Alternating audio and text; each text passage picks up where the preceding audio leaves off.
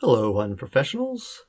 This episode, we've got Berenfeld. While I don't agree with him on pets, he's just one of the nicest guys you could ever meet. I described him one time to somebody else, saying, "This is who Berenfeld is." If you told him that your car broke down and we needed to push it uphill 3 miles, he would be like, "I got you. Let's do this."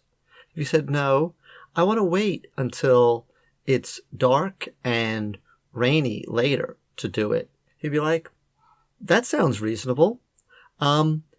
Just give me a call when it's dark and rainy and I'll come help you." So today's episode is brought to you by Staple Remover. Ooh, we love the Staple Remover. First of all, you can remove staples with it. Second of all, you can use it to pretend it's an alligator or a snake and chomp it and chase people around. Also, you can use it if you've been eating some spinach to get the spinach out of your teeth. Thank you, Staple Remover, for sponsoring this episode, and welcome and enjoy this episode.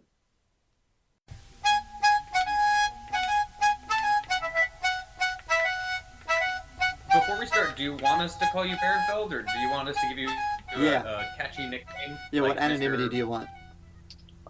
It does not matter to me. I think anyone who knows me will know me based off my voice. So if you want a nickname, that's fine. You've already had a Miss English and I believe a Mr. B, right? There was a Mr. B on Mr. Bates, yeah. Mr. Bates. So I guess Mr. Beginning Teacher.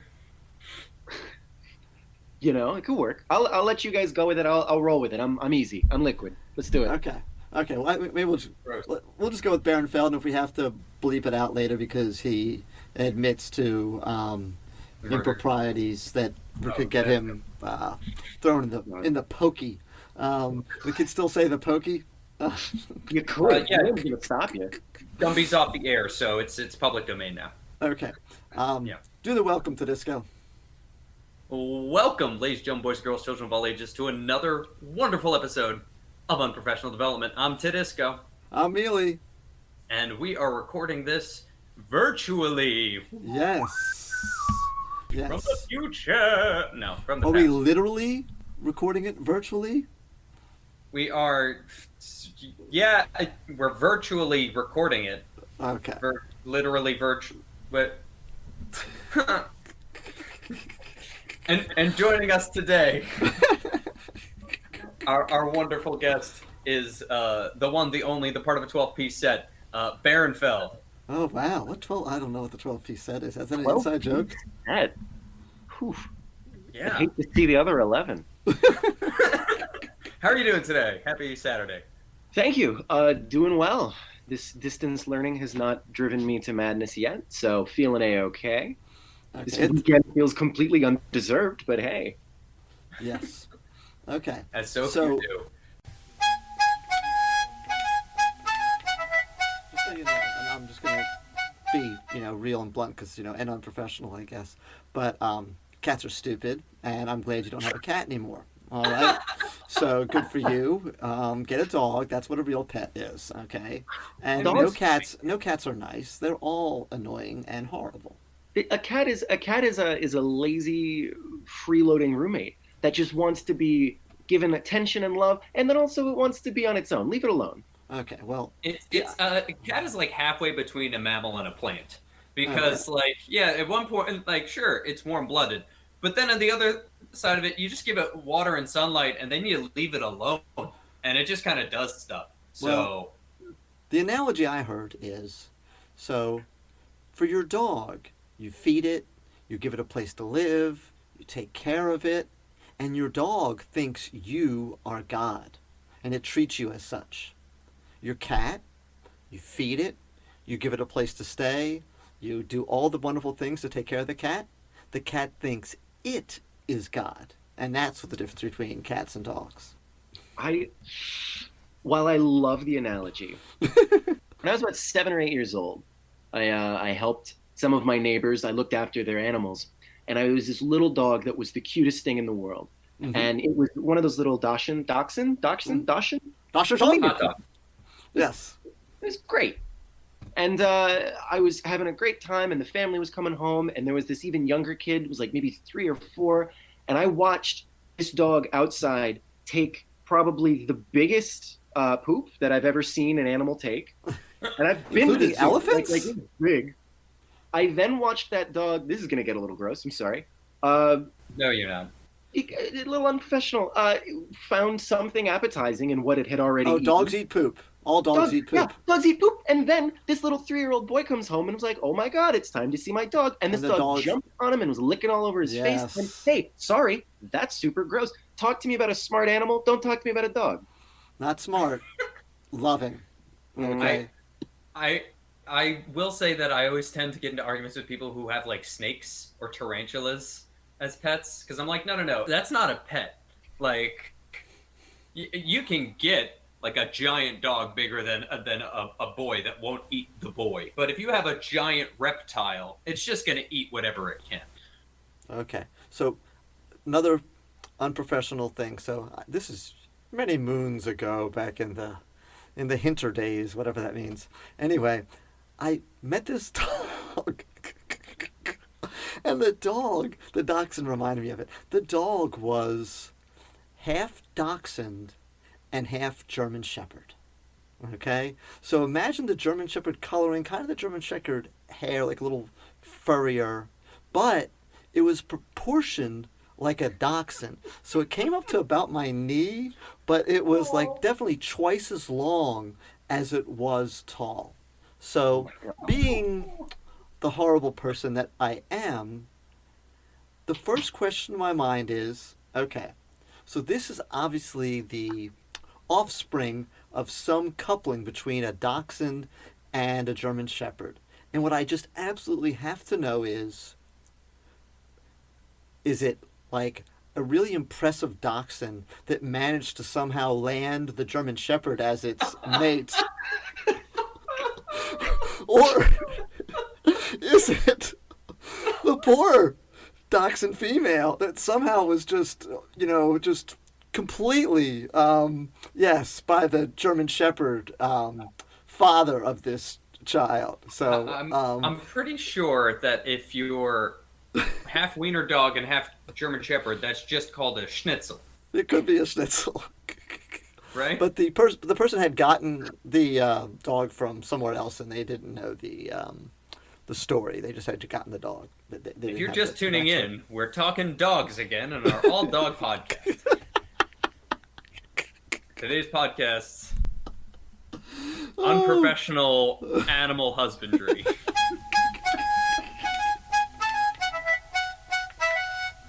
Oh, see, Berenfeld, this is why you come on here. This is what you pay the high admission to get this kind of quality repartee or whatever you want to call. I can now do it in French too. So let's get back on the things that'll actually make the recording. Okay. So we're not editing that out. We're not. That's comedy gold, Jerry. That's canon. That's something. So Berenfeld, you are just beginning your teaching journey, right? This is your second year teaching. Well, I've been teaching for 1.5 years, and then I've been quarantined. So, so it's going to stay at 1.5 years for a little while. Yes. So what drew you to teaching, and how was the first year? I mean, we want to relive it through the eyes of a youngster like you. Oh God! All right. Well, first part of your question, I just have always really appreciated what teachers could do, especially since in high school I was a weird kid, and seemed like all of my teachers sort of, enjoyed that and fed into it a bit. And I was very, very lucky in high school to. A lot of people have awful high school experiences, and I wasn't like, I don't know the right word, cool maybe. I wasn't cool by any means. Yeah. But I had a great time in high school, and I put 80% of the blame on my great teachers. So in college, I wasn't quite sure what I wanted to do at first, but I knew that I loved the pursuit of the English language, and I also loved working with kids and helping people, and it all just kind of came together. And I was like, oh my God, I should be an educator. Nice. Ooh, I like when you say educator. Oh, Mm. it's the only way I refer to it. Oh, You got to really? make yourself seem way more grand than you are. Okay. You say I'm an educator? You never Oh say yeah, I'm a I'm a teacher? public servant. I'm an educator. I work both for the government and with children, so my job is very hard. I tell people that I use symbols written by the dead to change the brains of the young to meet the agenda of the government. Wow, that's... Yeah. How does that go over? Um, I Is have that, told my students. is that how you met your fiance? Is that how you met your fiance? She's like, ooh, that sounds alluring. Okay, I'll say this is the I man was for working me. my second job because then I had to control the things I said. So that's probably what happened. What were we saying, Berenfeld? I tell my students similar. We're gonna in class together stare at a bunch of dead trees and collectively hallucinate, and it'll be great. Nice. Wow. That's what the It English like classroom really is, makes you baby. think, you know? It's like, right? Dude. Anyway. My first year teaching was really, really, really exciting. I was surrounded by good people. Even my worst students were really fun, if that makes sense. Wow. I don't know, because now that I've done it for a half a year longer, and I'm so wise and experienced, I've had students that I don't find as charming. But for some reason, my very first year was just everything felt like magic. It was like I could do anything. Wow. What do you guys want to learn about? Space, nuns. How about ghosts? We can do it, and it felt amazing. Okay, so you hit the first year lottery because that is not the typical first year experience. Well, I will say though, like it's definitely different when you don't have other years to compare it to. So that is literally the best group of kids you've ever taught so far, Yes. right? Yes. So that perspective definitely does affect it. And I guess my first year was fun and I did enjoy it, but it was also so horrible so many times and just caused me so much angst and times I was not the first year teacher that I knew more than one that would just go home and cry. So that was not me, but there were definitely a high level of frustration. So did you not experience frustration? Oh, I've had so many frustrations. Okay. But I think when I look at it as like in the grander scheme, my first year was really good compared to, at least I know some other beginning teachers, Mm-hmm. and it seems like their first year is not going as smoothly as I felt mine did. And that's the best part, is from inside my classroom, it was a wonderland. On the Right. outside, it could have been on fire. I mean, Right. no, anyone else could have looked at what I was doing and been like, oh, no. But I felt like it was great. But yeah, Okay. no, a ton of frustrations, a ton of, I don't want to say issues, but crazy circumstances. Well, Okay. is there anything, when you had just started teaching, is there anything about it that shocked you or surprised you? Or what do you think were some of the most unexpected things about actually becoming a full-time educator? Probably just the autonomy. I was really given a classroom and like 90 something kids and was told, all right, make them learn. And then the door closes and it's just you. Yeah, Yes. it's frightening. When I was student teaching, I didn't get a lot of support. In fact, I would say day one, my host teacher told me, all right, you got a syllabus? Have you made a syllabus? And I was like, yeah, I got something. He was like, great, give it to him. I'm going to be in the teacher's lounge. Let me know if you need something. Wow. And then like day one, I just was like, hey, I'm a guy and we're going to look at stuff together. I'm gonna learn ya. They didn't do like when I did my student teaching, I don't know how it is now because it's like been 9 years ago, but there was 3 blocks that the teacher taught. So they just gave me one of their blocks and they pretty much sat in there while I did that teaching. And then after 2 weeks of me feeling good about that, then they gave me another one of their blocks and I taught 2 out of the 3. And then eventually I taught all 3. And at some point she left me alone and started letting me do that. And then I gave one class back to her at the end of however many weeks, and I kind of like weaned my way back down to where I was not teaching any classes, and then observed her for a few weeks towards the end. And then I had a time where I would go and observe other teachers in the same school. You phased in, you kind of phased back out. Yes. Did you have that experience That when you were sounds student nice. teaching, or no? No, I didn't have that experience. That I wasn't mine either. No, you got all blocks at one time. Hmm. Oh, So I did I student taught in two places, a middle school and a high school. At the middle school, the teacher let me observe a little bit, and she was absolutely wonderful. Helped me out, she, like, show me how to build handouts, and yeah. But I eventually took over and taught every block. And then the high school, the teacher had some regular English classes, and then an elective he taught on sci-fi and horror. nice. And he would not let me touch that one. That's funny. And Oh, then the that's other mean. ones, he kind of let me teach so that way he could focus on making a trailer for a zombie movie. Oh, It was good. weird. It was a weird experience. Okay. Did you get at least sit in on the sci-fi and horror class? Oh yeah, no, I sat there and I watched and Okay. I learned. It was cool. Okay. No, I guess for Berenfeld, I guess there are some teachers that like are at the end of their rope or whatever that are frustrated. That go, oh, I've got a student teacher, I'm done. I can just take a break and let this go. Oh no, he was a younger guy. He was terminally chill. He was very sweet. And any questions I had, he would answer. He just said, "All right, you're gonna. It's severe trial by fire. You're Okay. gonna figure it out." And Yeah. I both really appreciated it, and I think that's partially why I am the way I am today, because no one has at any point really come in and been like, "Hey, why are you doing that?" So, going with it, I guess. So we like funny stories, you know that. So do you have a funny story? Is there something you say, hey, I remember when this kid like bit the other kid's ear or stole his shoe and Oh, threw it little out the Tyson. window? Anything like that? Oh boy. I did a little bit of thinking. Having been a longtime listener and subscriber to Unprofessional Development, now streaming on all sorts of different services and platforms, Yes.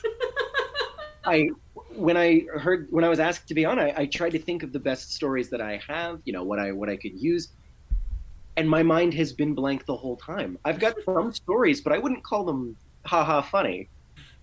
More like really unfortunate learning opportunities. Oh, give us one of those and we'll Oh, make it funny. We'd love those. So long as we can laugh at you, it's okay. Yeah. Yeah. All right. So this is second semester of my first year of teaching, and I'm teaching ninth grade English. And it's like a Thursday, and a student of mine drops a note on my desk, and then bolts out the door. And I was like, all right, that's normal. That's fine. I open it up, and it says, "I've got a crush on you. Don't tell nobody." Oh my goodness. And that, No. yeah, no, I feel like that's a lot of new teachers' fear, especially since the age range is so close. Like, I was teaching seniors, it's over, forget it. But Right. even ninth grade, like, yeah, I might be double your age, but hey, there's boundaries. So Yeah, that's scary. it was, Yeah. and it was nervous. I go and I'm trying to figure out what to do. Part of me is saying, like, if you ignore it, it'll go away. And the other part of me is like, no, this needs to be like reported, and there's procedures. And long story short, it gets reported. All sorts of stuff goes down, but not before she also hands me a love poem. Oh That my is- goodness. Oh no. Oh yeah, and part of me wanted to be cruel and hand it back covered up in red pen, but I Oh, thought, nice. That would have been good stuff. I'm glad you did not do that. Oh, I that's... don't want to crush your spirit, but I am there to teach her English. So Yes. derivative. Oh, that's... You said this twice, Yeah. Um, Incorrect use of a semicolon. Yes. But- So I am then in the counselor's office, and they are going over, the procedures with me, what's going to happen, but not before they take turns passing around the love poem, Of course they do. giggling and laughing, and Of then they course. call in administration, who has to come in and read the love poem. Yes. And laugh again, right? And guffaw and point at me, and it's great. And So at one moment, we have an please administrator. read us the love poem now. Did you save it in your scrapbook of cool things? They wouldn't let students me. did I was for like, us? can I I take a know. photo of it, like, for memories? And they're like, no. This is evidence now. Roses are red, violets are Berenfeld. It's uncomfortable. I think the most uncomfortable part, and it wasn't much better than that, is the worst part.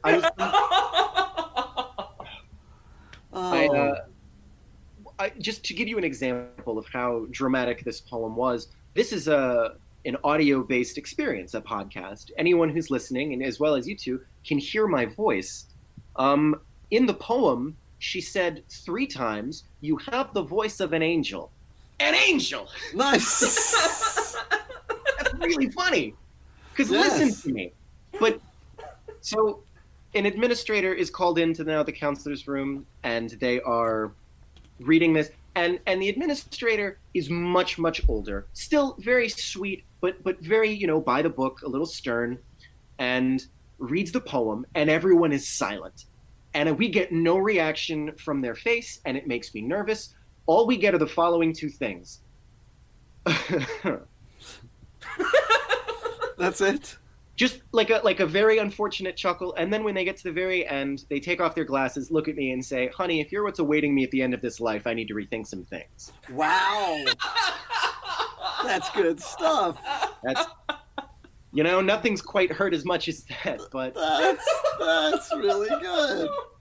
Yes. Did you keep this to yourself outside of administration, Berenfeld, or did anyone else at... No, I let my PLC know just because I was nervous and uncomfortable, and they played "Don't Stand So Close to Me." Nice. Just Yes. to solidify how awful it was. Yeah, it's not it's not the same as gallows humor, but there is something to that. Where when there's a stressful situation, that if you can find some way to make a joke about it, then it relieves some tension. It's only gallows humor if the person on the gallows is making it. Otherwise, it's just part of the execution. Okay. All right. So, I don't know if that's true or not, but okay. So, Berenfeld, this reminds me of a story that I talked about back in the Neiman episode. Oh. And in that same episode, we also talked about another thing where they discussed setting up like a support group for the families of first-year teachers. Yes. So, I gotta ask. So, when your first year teaching, what were the hours like, and how late, how hard did you work? How did you try to find that work-life balance? And do you think you found it yet? First off, great question. Thank you. Thanks. I host a podcast. You should do something here. So, my first semester, I was there early every day. And I was usually the last one out of the building. And maybe it was just setting up little bits of my classroom. Maybe it was just making sure tomorrow was going to go as smoothly as possible. Whatever it was, I was there a lot. And my first year was great because I felt like I got a lot of support. I felt like I had a lot of autonomy. And every time someone was in my classroom, be it, a member of my PLC or in administration, I got a lot of validation. And I think that as a young person, that's all I want in any given moment is just boatloads of validation. Tell me I'm good. Tell me I'm good at things. Just I just need to hear it, and it feels Especially great. when you're new at something. Right. To know that the choices that I'm making are in fact, aligning with what it is that I'm supposed to be doing and what is useful and beneficial. My biggest concern was probably that imposter syndrome, which was this feeling of like I'm just some schmuck who waltzed through college and read books, and then they gave me a job, the morons, and now I'm in here with a group of kids. And what are we, color? You want to read we're going to read a book? Like I had no idea. And even to this day, I worry sometimes that I'm just playing the part, that I'm not actually doing it as well as everyone else is. That's hysterical because we just recorded a Just Us episode yesterday, and about a third of it was discussing imposter syndrome. So this is almost like a best of episode to this go. Okay. Now, what do you do to tackle that imposter syndrome when it hits? Like when you feel like you're a phony. I say at the risk of sounding like JD Salinger. What what do you do? How do you reassure yourself? Well, I've got an excellent support system. The friends I've made at my job outrank any other benefits that I could have imagined. The people that I choose to spend my time with are phenomenal. They're uplifting. They're sweet. He's talking they're about genuine. friends with benefits now. Is that what you're saying? That's your job? Yeah, That's there you go. I'm uncomfortable.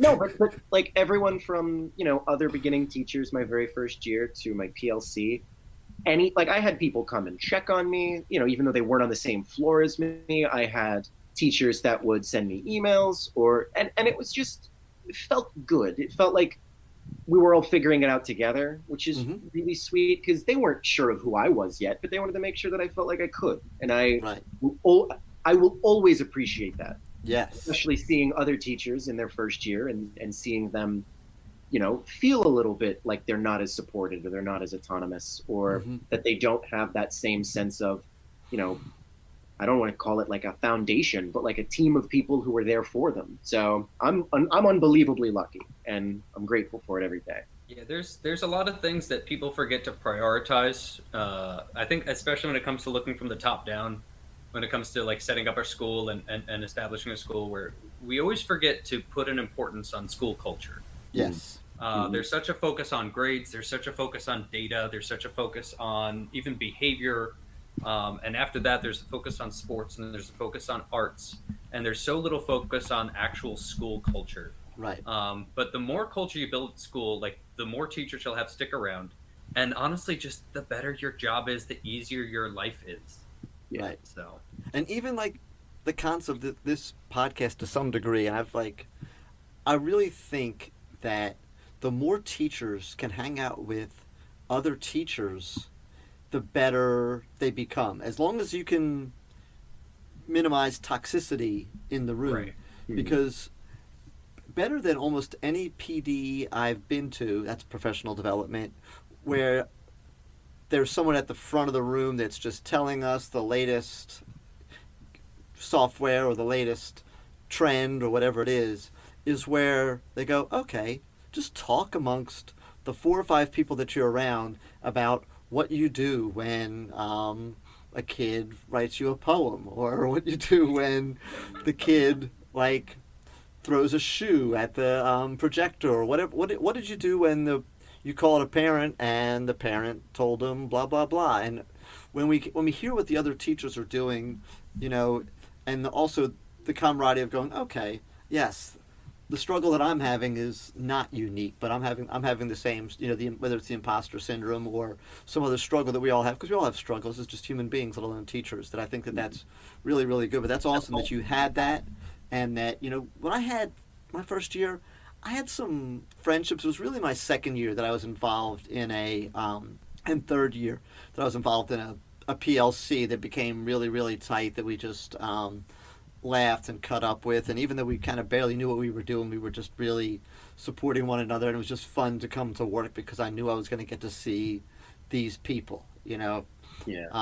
Miss English talked about that in her podcast, where she likes to go in, and I went and did something.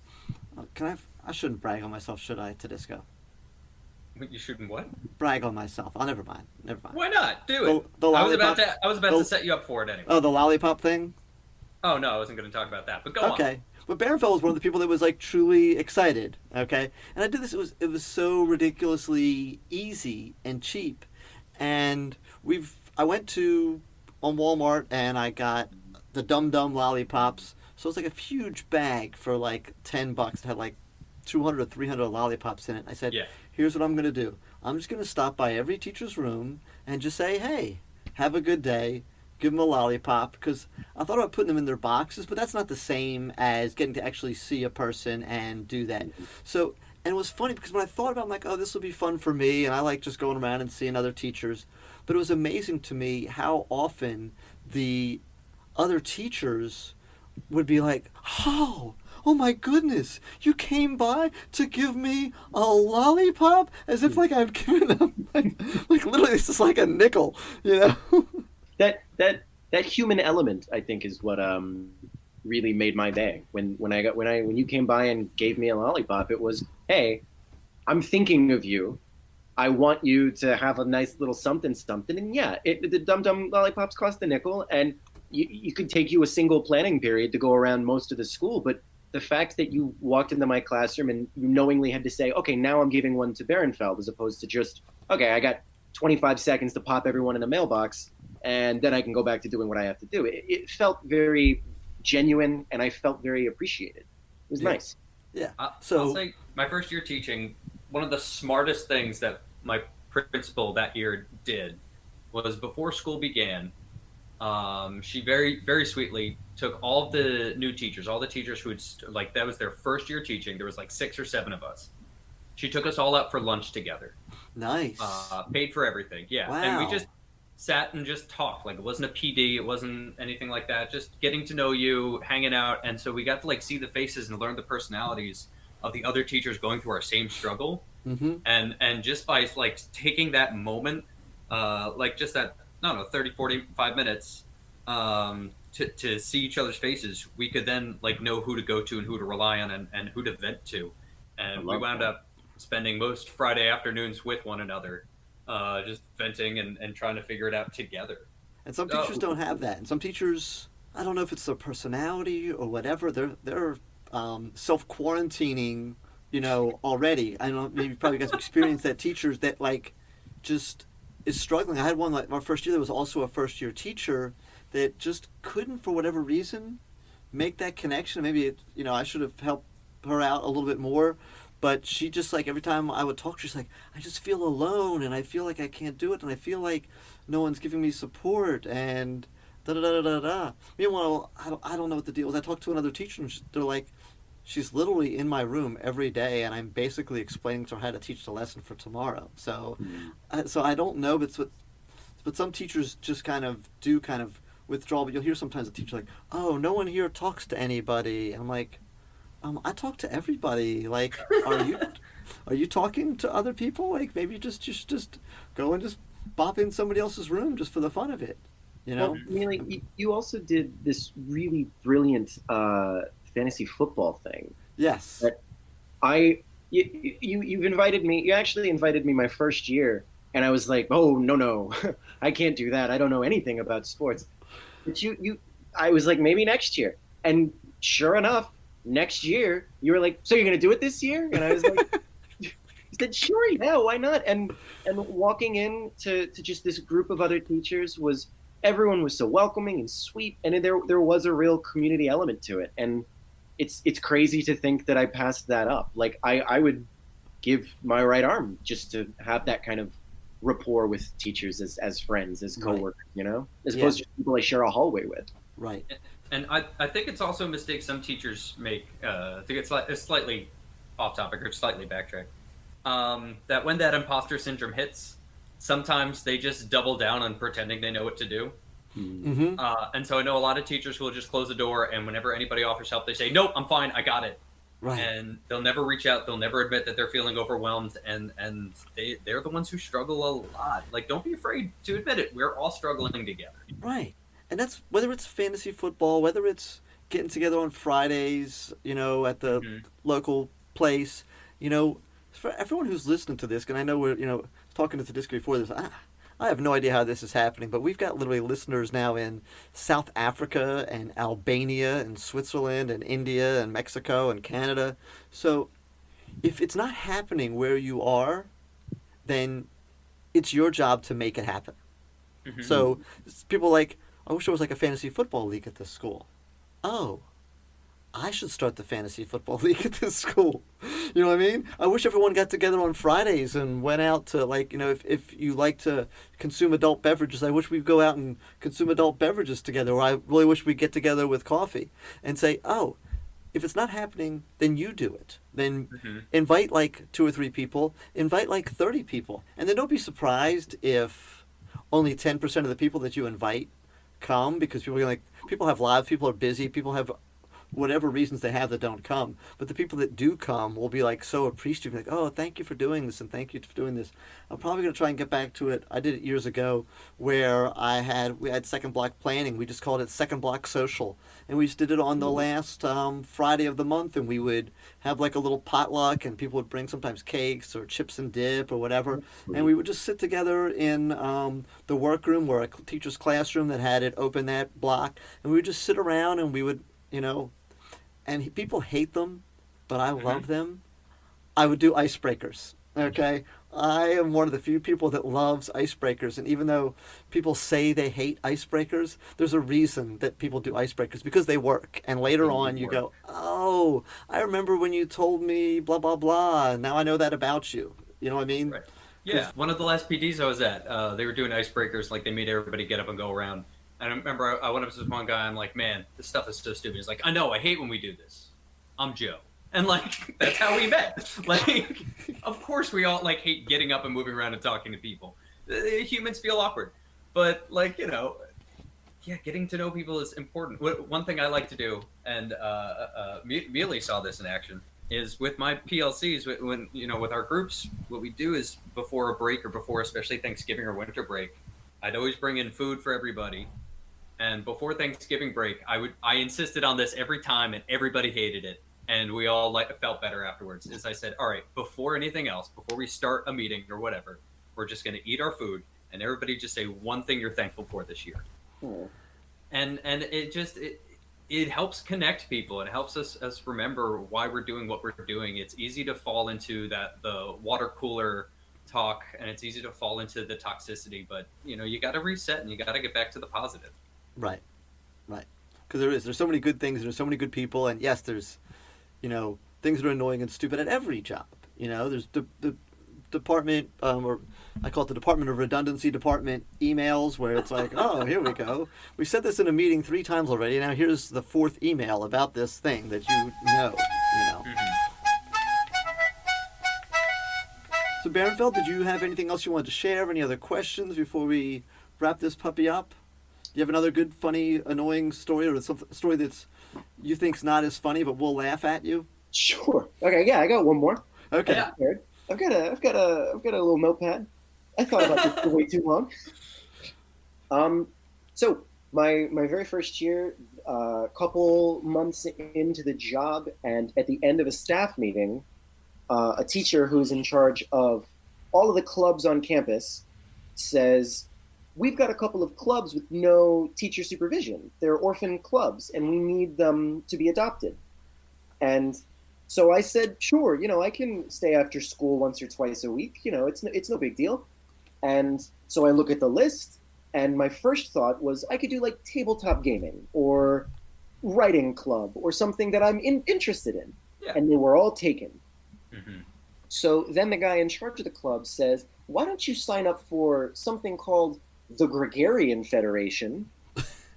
And I said, "Excuse me?" And he said, "It's no big deal. It's basically a bunch of kids who believe in aliens." And I was like, "Oh, okay, sure." So Wow. conspiracy theorists. Great. And after one meeting, that's not what they're about. I learned very quickly that this group of students were the rambunctious group of ne'er-do-wells that almost every teacher on campus seems to know for a bad reason. They want very badly to get around the rules. And so for one thing, they are trying very, very hard to get the Gregarian Federation, or were at least, recognized by the state of North Carolina as its own independent religion. The reason why is so that they can legally wear hats in school, to which case I said, "You can't do that. That's super offensive to religions who do wear hats." And then they said, no, religions don't call them hats, but it doesn't matter.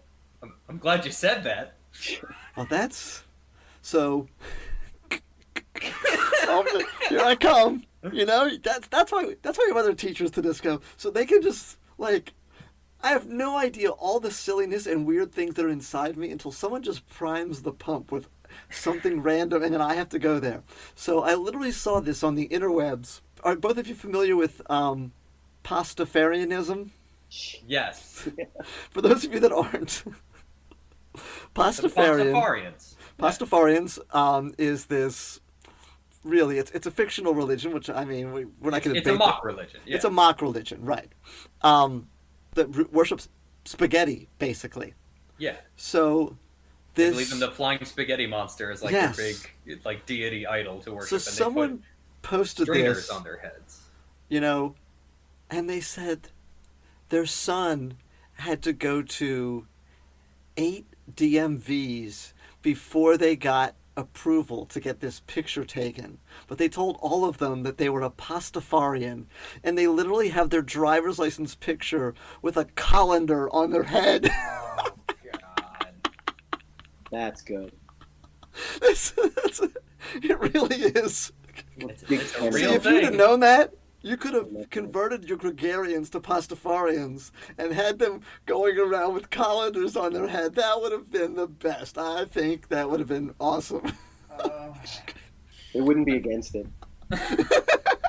They're into mischief. I'm so conflicted about everything.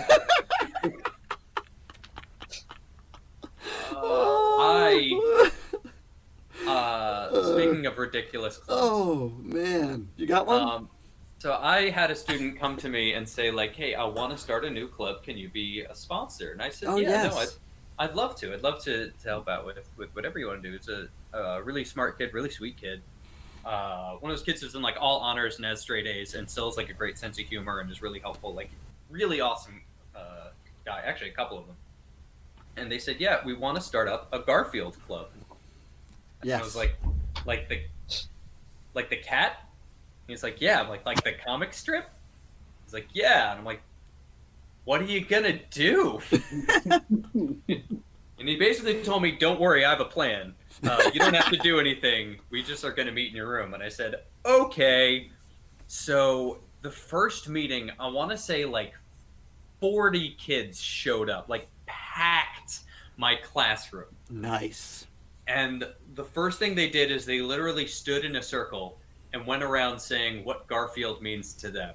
And it was one of the most beautiful uses of, like, dark irony that I've ever seen. Just a group of kids just going like, I don't know if I would be here today if it weren't for Garfield the cat and his wisdom on how to deal with Mondays. Like, Oh! like just intro, and we're in tears, and I'm sitting there going, what did I just start? Nice. I don't even understand. They would watch, like, the Garfield TV show, and they'd give deep, like, thematic analyses saying, I think Garfield represents capitalism, Oh, my God. and Odie then represents the working class, and how the Nice. capitalist society keeps oppressing and using the working class to do its Nice. bidding. And I'm like, I don't know if I should step in and stop this, or I don't. Oh, God, I was quickly overwhelmed by Garfield. But see, one of the reasons I knew that I wanted to do a podcast with Tedisco is because I knew he was in charge of the Garfield Club. I had I no was idea. not in charge. I was just the adult in the room. Yes. I take no responsibility. Though, Right, again, of course. and Back up now. We have covered this once, though I'm still highly disappointed because you're a weirdo and you're a funny guy, but you still are much more of a rule follower than I am. That's because accurate. there's no way I'm having a Garfield Club. Berenfeld, if we're having a Garfield Club, what's being brought every Friday? Lasagna. Of course. No questions asked. Right. But according to the rules, you can't make food and bring it in. It has to only be served if it's prepackaged because we have fears of allergies. I don't care. So I said no lasagna. Don't care. We're figuring out a way to eat lasagna. I'll bring 2 EpiPens. I don't They'll care be if- fine. We'll all go out to the Olive Garden. Whatever we need to do, you know? You should have taken the club out to the Olive Garden at least and had lasagna at least Oh, once. Get it registered like a real field trip. I wouldn't have wished Olive Garden on my worst enemy. What? Oh, don't diss the Olive Garden. How are you ever going to get them as a sponsor? I know. Okay. When you're here, we're dysentery. What? Is that that not the some- motto? Maybe I oh. misheard it. Is this some kind of, like, Italian pride that's coming out? Or do you really not like Olive Garden? No, I don't like Olive Garden. That's no. Yeah, at least like The the Olive Garden breadsticks. is to Italian food what Hawaiian pizza is to Hawaiians, I feel like. Okay. Oh, but have you had their zoodles? They've got zoodles. A friend of mine just we were having a conversation on how to get in poorly with the mob, and I don't know how that got there. Like, if you had one impression to make with a mob, what's the worst impression? Yeah, and you would ask your godfather, "You want to go to Olive Garden?" And nothing would agitate him more, or her, Okay. I guess. Okay, Gonna but make zoodles. They're noodles made out of zucchini. What genius. I genuinely thought that was some sort of collectible animal game. Noodles. I thought that it was voodles because it's just any vegetable that's turned into a noodle. I didn't think it had to be a zucchini. Well, at Olive Garden, they have zoodles. Say thank you, young man, for Mr. Berenfeld coming over to our house. Thank you, Berenfeld, for coming over and being part of our podcast and sharing stories about your first year teaching. You're good. No, seriously, thank you so much for spending your afternoon with us. We hope you're doing well. We hope many more wonderful years of teaching. Yes. Thank you. Yes, and thank you all for listening, and stay unprofessional. And thank you, unprofessionals, for listening to us. We appreciate all of you. And by the way, we are worldwide now. Thank you, Australian downloader, whoever you are. We are in all the continents except for Antarctica. And maybe we are there, but the app we use doesn't record downloads in Antarctica. So we also have a really big favor for you guys. Speaking of that, in the show notes, there is a link to there's a link to a survey. We want to find out more about our listeners so we can give you guys more of what you want. So please, please go to that survey, fill out those few questions, and we appreciate that. Thank you, and stay unprofessional.